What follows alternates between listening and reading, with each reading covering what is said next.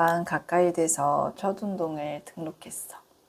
근데 난 사실 테라피스트였어. 몰라서 안 한 게 아니야.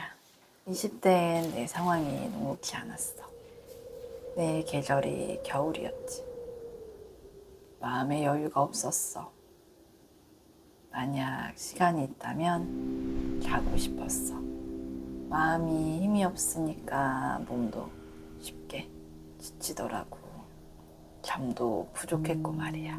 그래서 주변에서는 운동을 하는데도 그 환경에 물들지 못했지.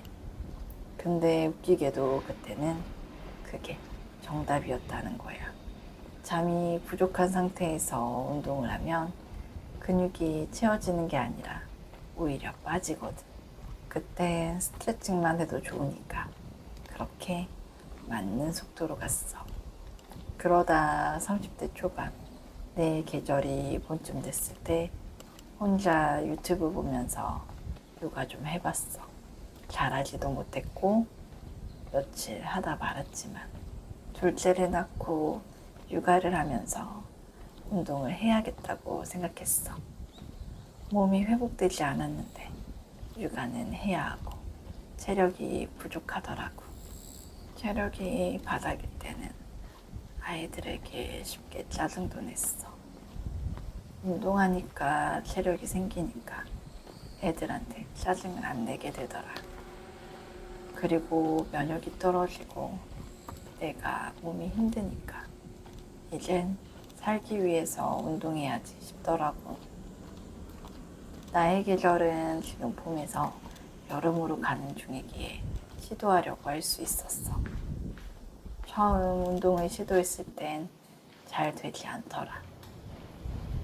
아이들 데려다주고 집에 들렸다가 운동하려는 게 내 계획이었는데 집에 들어가면 안 나오게 되더라고.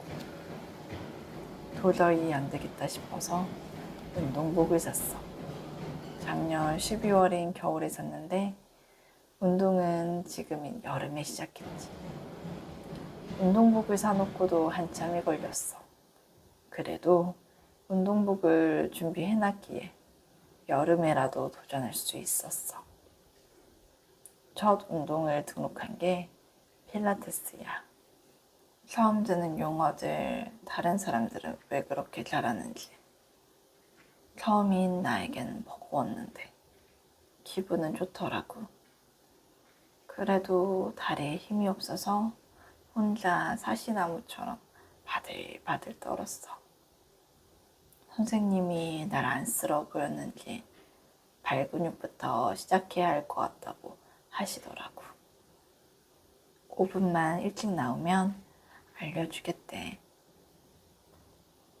정말 감사하기도 하고 한편으로 민망했어. 그래도 감사히 나갔지. 지금은 운동 다닌 지 한 달 된 것 같아. 일주일에 2번 다니거든. 과연 지금의 난 어떨까? 아직도 사시나무처럼 떨지만 그래도 많이 좋아졌어. 2달 뒤에는 안 떨 것 같아. 운동은 횟수가 아니라 꾸준함이 중요하다는 걸 다시 한번 느꼈어. 필라테스 선생님이 수업 중에 해준 얘기인데 뇌과학자 장종삼님이 유튜브에서 필라테스를 하는 게 우울증에 좋다고 했대.